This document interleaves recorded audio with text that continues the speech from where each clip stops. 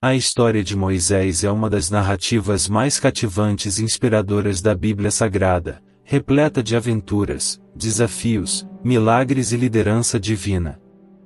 Desde o momento de seu nascimento até sua morte, a trajetória de Moisés é um testemunho de fé, coragem e obediência a Deus. Neste vídeo, exploraremos cada momento marcante da vida desse notável líder e profeta. Antes, não deixe de se inscrever e deixar seu like para esse vídeo chegar a mais pessoas. Tudo começa assim. A fascinante história de Moisés mergulha nas circunstâncias extraordinárias de seu nascimento e na ação divina que moldou seu destino. A narrativa começa em um período turbulento, no qual os israelitas eram escravizados no Egito, enfrentando a opressão cruel do faraó. Em meio a essa atmosfera de desespero, uma mãe corajosa, Joquebede, dá à luz Moisés. Joquebede, uma mulher hebreia, é uma das protagonistas desse drama. Ela desafia o decreto do faraó que ordenava a morte de todos os bebês hebreus do sexo masculino, uma ação de resistência que exemplifica sua devoção e amor maternal. Determinada a salvar seu filho, Joquebede tece uma cesta de junco e a impermeabiliza com piche, preparando-a para flutuar nas águas do rio Nilo. Com lágrimas nos olhos e coragem no coração, Joquebede coloca o pequeno Moisés na cesta e a deixa à deriva no rio, confiando em Deus para protegê-lo. Essa cena poderosa retrata a mistura de esperança, sacrifício e fé que permeia a história de Moisés desde o início. As águas do Nilo, que foram uma ameaça iminente, se tornam um símbolo de providência divina, guiando o cesto até o local onde a filha do faraó estava se banhando. A princesa egípcia, ao encontrar o bebê Moisés, é tomada por compaixão e decide adotá-lo como seu próprio filho. Esse momento de encontro entre a realeza egípcia e um bebê hebreu é um testemunho notável da maneira como Deus opera de maneira misteriosa e surpreendente para cumprir seus propósitos. A princesa dá a Moisés o nome que ele carregaria pelo resto de sua vida, uma fusão de culturas e uma ligação com sua origem humilde. O capítulo começa com Moisés já crescido, uma criança adotada pela princesa egípcia e educada nos luxos da corte real. Porém, mesmo com sua educação privilegiada, Moisés permanece ligado à sua herança hebraica. Um dia, ao testemunhar um egípcio espancar um hebreu, Moisés é movido por indignação e se envolve em um confronto que culmina na morte do agressor. Êxodo 2, 11 a 12. Um dia, quando Moisés já tinha crescido, ele foi ver os seus irmãos e notou os seus pesados trabalhos. Viu também um egípcio espancando um dos hebreus. Consciente de que seu ato havia sido descoberto, Moisés foge para a terra de Midian, onde encontra refúgio e recomeça sua vida. Em Midian, ele se envolve com Reuel, também conhecido como Jetro, um sacerdote de Midian, e eventualmente se casa com uma das filhas de Reuel, chamada Zípora. Êxodo 2, 21 a 22. Moisés aceitou a proposta de Reuel e, quando ele deu a sua filha Zípora em casamento a Moisés, ela deu à luz um filho. Moisés disse: "E sou estrangeiro em terra estrangeira". Deus, no entanto, não esqueceu de Moisés, e a providência divina continua a desempenhar um papel crucial em sua vida. Moisés é chamado pelo nome de Deus através de uma visão extraordinária, quando uma sarça ardente, embora não consumida pelo fogo, chama sua atenção no Monte Horebe. Deus revela a Moisés sua identidade como "Eu sou o que sou" e o comissiona para liderar o povo de Israel rumo à libertação do Egito. Êxodo 3, 4 a 6. Quando o Senhor viu que Moisés se aproximava para observar, Deus o chamou do meio da sarça e Moisés.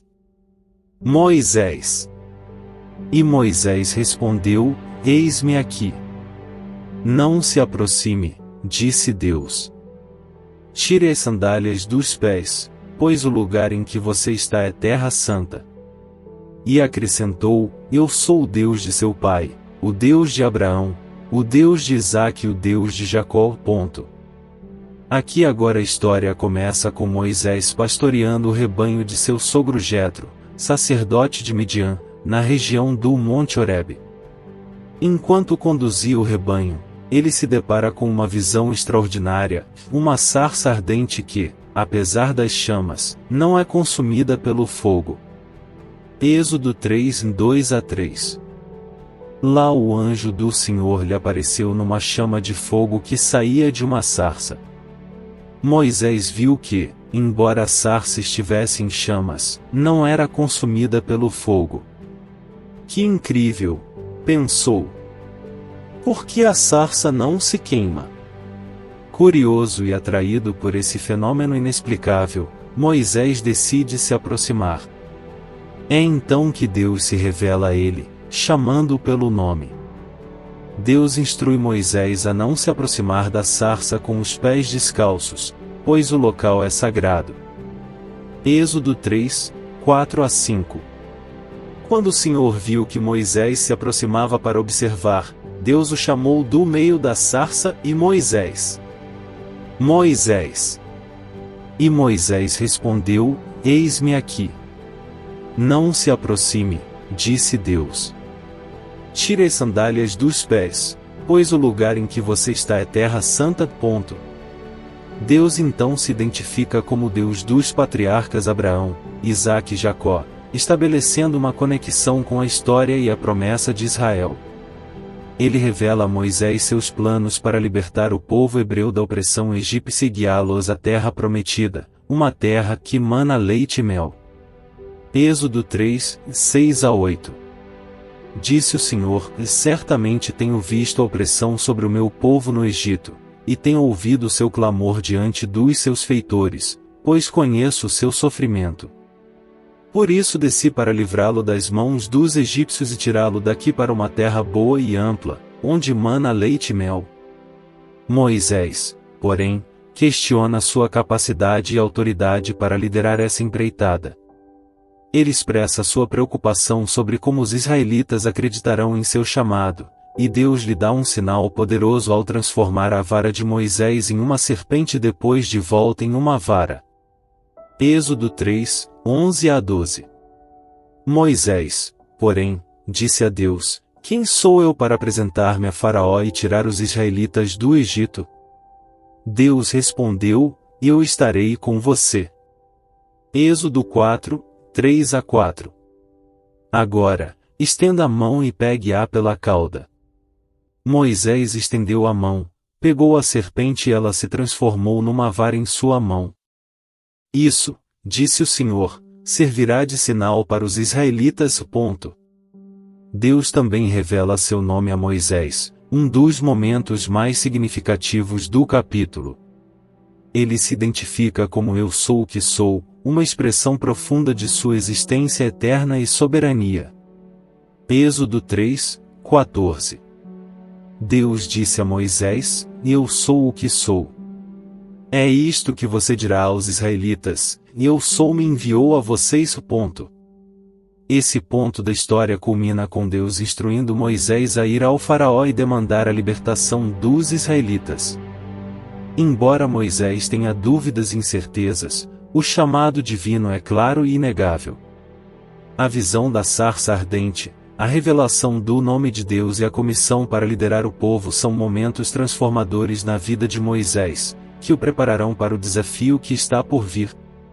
Agora a história começa com Moisés expressando suas preocupações a Deus, questionando como os israelitas acreditarão em seu chamado.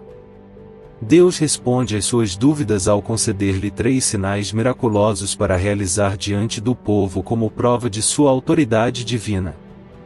Êxodo 4, 2-9. Então o Senhor perguntou a Moisés: Que é isso que você tem na mão? Uma vara, respondeu ele. Disse o Senhor: Jogue-a ao chão. Moisés jogou-a ao chão, e ela se transformou numa cobra. Ele fugiu dela. Mas o Senhor disse a Moisés: Estenda a mão e pegue-a pela cauda.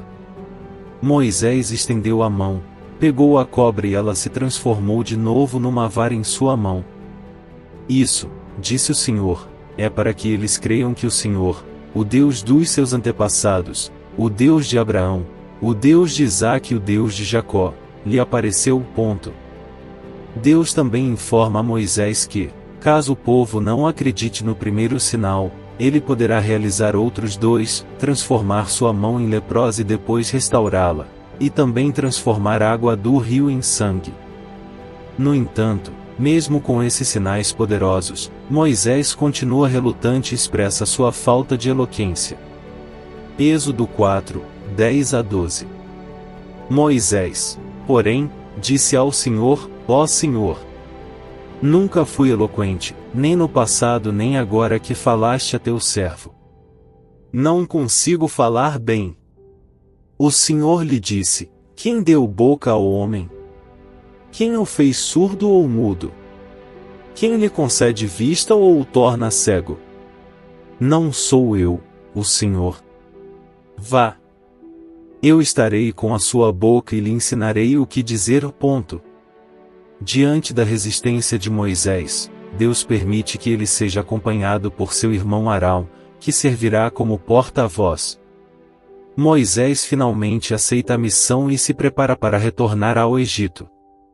Deus instrui Moisés a realizar os sinais diante dos anciãos de Israel como um meio de convencê-los de sua comissão divina. Êxodo 4, 29 a 31. Moisés e Arão foram e convocaram todos os anciãos dos israelitas. Arão contou tudo o que o Senhor dissera a Moisés e realizou os sinais diante do povo. E o povo creu. Quando souberam que o Senhor havia visitado os israelitas e visto a sua opressão, inclinaram-se e adoraram. Esse ponto da história termina com Moisés e Arão se dirigindo ao faraó para fazer a exigência de libertação dos israelitas. A relutância inicial de Moisés é superada por meio dos sinais divinos e do compromisso de Deus em capacitá-lo para a tarefa. Este capítulo ressalta a importância da confiança em Deus e da obediência à sua vontade, mesmo diante das próprias dúvidas e limitações. Esse momento da história começa com Moisés e Arão apresentando a exigência de Deus ao faraó em deixar o povo de Israel partir para adorar no deserto. No entanto, a reação do faraó é de resistência e negação. Ele não apenas recusa a solicitação, mas também aumenta o trabalho dos israelitas como forma de enfraquecer a influência de Moisés e Arão sobre o povo. Êxodo 5, 1-2. Mas o faraó perguntou: quem é o Senhor, para que eu lhe obedeça e deixe Israel sair? Não conheço o Senhor e não deixarei Israel sair. O faraó ordena que os capatazes egípcios aumentem a carga de trabalho dos israelitas, exigindo que eles continuem a produzir tijolos sem fornecer a palha necessária. Isso leva ao desespero e à fadiga entre o povo de Israel, que passa a ser pressionado a cumprir as mesmas metas de produção, apesar da falta de recursos. Êxodo 5, 6-9. Naquele mesmo dia, ordenou o faraó aos capatazes do povo e aos seus mestres: não forneçam mais palha ao povo para fazer tijolos, como tem sido até agora. Eles que vão apanhar a palha para si mesmos. Mas exijam deles a mesma quantidade de tijolos que vinham fazendo. Não diminuam em nada a produção. São preguiçosos, é por isso que andam pedindo: e deixem-nos ir oferecer sacrifícios ao nosso Deus. Deixem que mais trabalho seja imposto sobre esses homens, para que se ocupem com ele e não deem ouvidos a mentiras. Os líderes israelitas confrontam Moisés e Arão, culpando-os pela deterioração de suas condições. Moisés, por sua vez, clama a Deus, questionando a razão pela qual ele permitiu que o sofrimento do povo aumentasse desde o momento em que ele foi enviado ao faraó. Êxodo 5, 22-23. Moisés voltou-se para o Senhor e disse: E Senhor, por que trouxeste este mal sobre o teu povo? Por que me enviaste? Desde que fui ao faraó para falar em teu nome, Ele tem maltratado este povo, e tu não tens livrado teu povo. Essa parte da história ilustra a intensificação das dificuldades enfrentadas pelos israelitas e a rejeição inicial do faraó em liberá-los. A situação se torna mais desafiadora e desanimadora para o povo, e Moisés começa a questionar a validade de sua missão. A resposta de Deus a essa situação se desdobrará nos próximos capítulos, mostrando seu plano soberano em ação. Deus fala com Moisés, relembrando seu compromisso de trazer libertação ao povo de Israel e de cumpri-lo, apesar das dificuldades que estão enfrentando. Ele reafirma seu nome como Deus Todo-Poderoso, capaz de cumprir suas promessas. Êxodo 6, 6-7. Portanto, diga aos israelitas: Eu sou o Senhor. Eu os tirarei de debaixo das cargas dos egípcios, eu os livrarei da escravidão, e eu os redimirei com braço estendido e com atos de juízo. Eu os tomarei como meu povo e serei o Deus de vocês. Então vocês saberão que eu sou o Senhor, o seu Deus, que os tira de debaixo das cargas dos egípcios. Deus instrui Moisés a comunicar ao povo de Israel sua intenção de libertá-los e estabelecer uma aliança com eles. No entanto, o povo está tão oprimido e desanimado que não conseguem ouvir essa mensagem de esperança. Êxodo 6, 9. Moisés comunicou isso aos israelitas, mas eles não o ouviram, porque estavam desanimados e sob a cruel escravidão. Deus então instrui Moisés a falar com o faraó novamente, pedindo que ele permita a partida dos israelitas. Moisés, no entanto, se sente incapaz de realizar essa tarefa, uma vez que ele é de lábios incircuncisos, ou seja, não eloquente. Êxodo 6, 12. Mas Moisés disse na presença do Senhor: Se os israelitas não me ouvem, como me ouvirá o faraó? E eu sou de lábios incircuncisos. Deus responde a Moisés, garantindo que ele o capacitará e instruirá sobre o que dizer ao faraó. Deus revela a Moisés detalhes de sua genealogia, traçando sua linhagem até Levi. Moisés e Arão são apresentados como filhos de Anrão, um descendente de Levi. Êxodo 6, 26-27. São os mesmos Arão e Moisés que falaram com os israelitas: E eu sou o Senhor, o Deus de vocês, e eu os tirarei das cargas dos egípcios. Eu os livrarei da escravidão e os resgatarei com braço estendido e com atos de juízo. Aqui vemos destacado a promessa de Deus de libertação e a frustração inicial de Moisés ao tentar transmitir essa mensagem ao povo de Israel e ao faraó. Deus reafirma sua soberania e capacidade de cumprir suas promessas, enquanto Moisés é incentivado a prosseguir com sua missão, confiando na orientação divina. Êxodo 7, 1-3. O Senhor disse a Moisés: Veja, fiz de você um Deus para o faraó, e seu irmão Arão será o seu profeta. Diga tudo o que ordenar a Arão, e ele dirá ao faraó que deixe os israelitas saírem do país. Mas endurecerei o coração do faraó e multiplicarei os meus sinais e maravilhas no Egito. Deus instrui Moisés e Arão a se apresentarem perante o faraó, e Moisés é orientado a jogar sua vara no chão para que ela se transforme em uma serpente. No entanto, os magos do faraó conseguem replicar o feito com suas artes mágicas, demonstrando um confronto de poderes. Êxodo 7, 10-12. Moisés e Arão foram ao faraó e fizeram o que o Senhor lhes havia ordenado. Arão jogou a vara na frente do faraó e dos seus oficiais, e ela se transformou em cobra. Mas o faraó chamou os sábios e os feiticeiros, e os magos do Egito também fizeram o mesmo com os seus encantamentos. Cada um jogou a sua vara no chão, e elas se transformaram em cobras. Deus avisa Moisés que ele endurecerá o coração do faraó, e a primeira praga é anunciada, a transformação das águas do rio Nilo em sangue. Moisés e Arão realizam o ato, e as águas do rio são contaminadas. No entanto, os magos egípcios conseguem reproduzir esse milagre, complicando ainda mais a situação. Êxodo 7, 20 a 22. Moisés e Arão fizeram o que o Senhor ordenou. Arão levantou o cajado e bateu no rio na presença do faraó e de seus oficiais, e todas as águas do Nilo foram transformadas em sangue. Os peixes do rio morreram, o rio cheirava mal e os egípcios não podiam beber de suas águas. E houve sangue por toda a terra do Egito. Mas os magos do Egito fizeram a mesma coisa pelo poder dos seus encantamentos. Por isso, o coração do faraó permaneceu obstinado, e ele não quis dar ouvidos a Moisés e Arão, conforme o Senhor havia dito. O desafio inicial de Moisés e Arão diante do faraó e a demonstração do poder de Deus através das primeiras pragas. As pragas não apenas afetam os egípcios, mas também questionam a autoridade dos deuses do Egito. Apesar das dificuldades iniciais, Deus está no controle e continuará a mostrar sua supremacia sobre todas as coisas.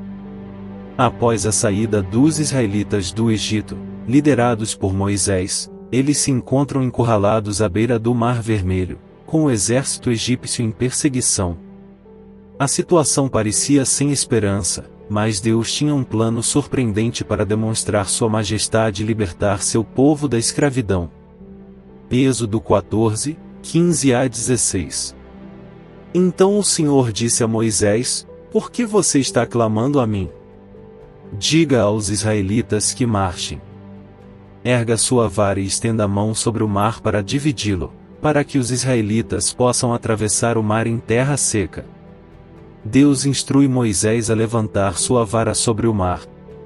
Moisés, confiando na orientação divina, obedece e, com esse ato de fé, as águas do Mar Vermelho começam a se separar, abrindo um caminho seco no meio das águas. Imagine a cena, em uma parede de água se erguendo de cada lado, revelando um corredor seguro no meio do mar. Com Moisés liderando o caminho, os israelitas começam a atravessar o mar. A coluna de nuvem que os acompanhava se posiciona entre eles e o exército egípcio, proporcionando proteção e sombra. Durante a noite, uma coluna de fogo os ilumina, guiando-os com segurança. Êxodo 14, 21 a 22. Então Moisés estendeu a mão sobre o mar, e durante toda a noite o Senhor afastou o mar e o tornou em terra seca. As águas se dividiram, e os israelitas atravessaram o mar em terra seca, com uma parede de água à sua direita e à sua esquerda. A caminhada através do mar é uma experiência de fé e assombro, pois os israelitas testemunham a grandiosidade do poder de Deus diante deles. Moisés, confiante no chamado divino, continua liderando o povo enquanto eles atravessam o caminho aberto pelas águas separadas. Êxodo 14, 29 a 30. Mas os israelitas atravessaram o mar a pé enxuto, com uma parede de água à direita e à esquerda. Naquele dia o Senhor salvou Israel das mãos dos egípcios, e Israel viu os egípcios mortos na praia. Enquanto os israelitas chegam com segurança ao lado oposto do mar, a força divina atua novamente. As águas, que foram mantidas afastadas, retornam ao seu curso normal, engolindo o exército egípcio que os perseguia. A vitória é completa e a libertação é selada. Aqui vemos destacado a promessa de Deus de libertação e a frustração inicial de Moisés ao tentar transmitir essa mensagem ao povo de Israel e ao faraó. Deus reafirma sua soberania e capacidade de cumprir suas promessas, enquanto Moisés é incentivado a prosseguir com sua missão, confiando na orientação divina. Êxodo 7, 1 a 3. O Senhor disse a Moisés: Veja, fiz de você um Deus para o faraó, e seu irmão Arão será o seu profeta. Diga tudo o que ordenar a Arão, e ele dirá ao faraó que deixe os israelitas saírem do país. Mas endurecerei o coração do faraó e multiplicarei os meus sinais e maravilhas no Egito. Deus instrui Moisés e Arão a se apresentarem perante o faraó, e Moisés é orientado a jogar sua vara no chão para que ela se transforme em uma serpente. No entanto, Os magos do faraó conseguem replicar o feito com suas artes mágicas, demonstrando um confronto de poderes. Êxodo 7, 10-12. Moisés e Arão foram ao faraó e fizeram o que o Senhor lhes havia ordenado. Arão jogou a vara na frente do faraó e dos seus oficiais, e ela se transformou em cobra. Mas o faraó chamou os sábios e os feiticeiros, e os magos do Egito também fizeram o mesmo com os seus encantamentos. Cada um jogou a sua vara no chão, e elas se transformaram em cobras. Deus avisa Moisés que ele endurecerá o coração do faraó, e a primeira praga é anunciada, a transformação das águas do rio Nilo em sangue. Moisés e Arão realizam o ato, e as águas do rio são contaminadas. No entanto, os magos egípcios conseguem reproduzir esse milagre, complicando ainda mais a situação. Êxodo 7, 20-22. Moisés e Arão fizeram o que o Senhor ordenou. Arão levantou o cajado e bateu no rio na presença do faraó e de seus oficiais, e todas as águas do Nilo foram transformadas em sangue. Os peixes do rio morreram, o rio cheirava mal e os egípcios não podiam beber de suas águas. E houve sangue por toda a terra do Egito. Mas os magos do Egito fizeram a mesma coisa pelo poder dos seus encantamentos. Por isso, o coração do faraó permaneceu obstinado, e ele não quis dar ouvidos a Moisés e Arão, conforme o Senhor havia dito. O desafio inicial de Moisés e Arão diante do faraó e a demonstração do poder de Deus através das primeiras pragas. As pragas não apenas afetam os egípcios, mas também questionam a autoridade dos deuses do Egito. Apesar das dificuldades iniciais, Deus está no controle e continuará a mostrar sua supremacia sobre todas as coisas.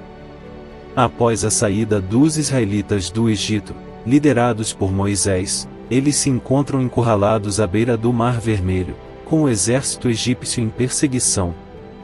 A situação parecia sem esperança, mas Deus tinha um plano surpreendente para demonstrar sua majestade e libertar seu povo da escravidão. Êxodo 14, 15-16. Então o Senhor disse a Moisés: Por que você está clamando a mim? Diga aos israelitas que marchem. Erga sua vara e estenda a mão sobre o mar para dividi-lo, para que os israelitas possam atravessar o mar em terra seca.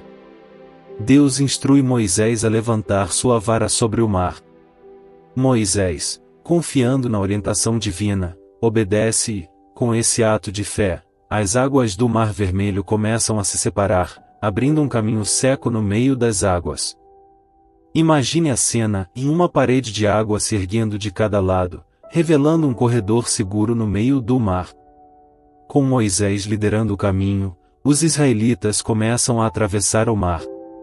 A coluna de nuvem que os acompanhava se posiciona entre eles e o exército egípcio, proporcionando proteção e sombra. Durante a noite, uma coluna de fogo os ilumina, guiando-os com segurança. Êxodo 14, 21-22. Então Moisés estendeu a mão sobre o mar, e durante toda a noite o Senhor afastou o mar e o tornou em terra seca. As águas se dividiram, e os israelitas atravessaram o mar em terra seca, com uma parede de água à sua direita e à sua esquerda. A caminhada através do mar é uma experiência de fé e assombro, pois os israelitas testemunham a grandiosidade do poder de Deus diante deles. Moisés, confiante no chamado divino, continua liderando o povo enquanto eles atravessam o caminho aberto pelas águas separadas. Êxodo 14, 29-30. Mas os israelitas atravessaram o mar a pé enxuto, com uma parede de água à direita e à esquerda. Naquele dia o Senhor salvou Israel das mãos dos egípcios, e Israel viu os egípcios mortos na praia. Enquanto os israelitas chegam com segurança ao lado oposto do mar, a força divina atua novamente. As águas, que foram mantidas afastadas, retornam ao seu curso normal, engolindo o exército egípcio que os perseguia. A vitória é completa e a libertação é selada. A travessia do Mar Vermelho é um exemplo vívido de como Deus usou Moisés como um líder valente e obediente para realizar seus propósitos. Moisés demonstrou coragem, fé e confiança em Deus, guiando o povo através de uma jornada aparentemente impossível. Essa história inspiradora nos lembra que, quando permitimos que Deus nos guie, Ele pode nos capacitar a superar obstáculos aparentemente intransponíveis e alcançar vitórias extraordinárias. O final da vida de Moisés é um capítulo significativo e comovente em sua história. Após liderar os israelitas por décadas, enfrentar desafios e testemunhar milagres, Moisés chega ao seu derradeiro momento. Embora ele tenha sido um instrumento de Deus para libertar o povo da escravidão no Egito e guiá-los pelo deserto, há um evento triste que o impede de entrar na terra prometida. Deuteronômio 34, 1-5. Moisés subiu das campinas de Moabe ao Monte Nebo, ao topo do Pisga, que fica em frente de Jericó, e o Senhor lhe mostrou toda a terra, e desde Gileade até Dan, todo o Naftali, a terra de Efraim e Manassés, toda a terra de Judá até o mar ocidental, o Neguebe e o vale do Jordão, a região da cidade das palmeiras, até Zoar. E o Senhor lhe disse: Esta é a terra que prometi com juramento a Abraão, Isaque e Jacó, quando lhes disse: Eu a darei aos seus descendentes. Deixe-me mostrá-la a você antes de você morrer. E Moisés, servo do Senhor, morreu ali, na terra de Moabe, conforme o Senhor havia dito. Moisés sobe ao Monte Nebo, que oferece uma vista panorâmica da terra prometida. Deus concede a Moisés uma visão completa da terra que ele havia prometido a Abraão e seus descendentes. É um momento de cumprimento, uma vez que Moisés finalmente contempla a terra que ele conduziu o povo a alcançar. A morte de Moisés é descrita com uma simplicidade que ressalta a profundidade do momento. Ele morre na terra de Moabe, sem entrar na terra prometida. No entanto, isso não diminui a importância de sua jornada e seu papel como líder e profeta. Moisés dedicou sua vida a servir a Deus e ao povo de Israel, e seu legado é inegável. Deuteronômio 34, 6-7. Foi Moisés, servo do Senhor, que morreu ali, na terra de Moabe, conforme o Senhor havia dito. Ele o enterrou em Moabe, na região de Bet-peor, e ninguém sabe até hoje onde está o seu túmulo. O local exato de seu túmulo permanece desconhecido, um testemunho da reverência e do mistério que cercam sua passagem. A despedida de Moisés é uma lembrança da transitoriedade da vida humana, mas também um lembrete do impacto duradouro que ele teve na história do povo de Israel e na fé judaica. Apesar de Moisés não ter entrado na terra prometida fisicamente, sua influência e legado perduram. Sua liderança, coragem, fé e obediência são exemplos inspiradores para gerações futuras. Moisés deixa um testemunho de confiança em Deus, mesmo em face de desafios aparentemente impossíveis, e seu papel como mediador entre Deus e o povo é um precursor do papel de Cristo no Novo Testamento. O final da vida de Moisés é um lembrete de que, embora as circunstâncias possam não ter permitido que ele entrasse na terra prometida, sua vida de serviço e dedicação a Deus continua sendo uma fonte de inspiração para todos aqueles que buscam seguir a vontade divina e fazer a diferença no mundo.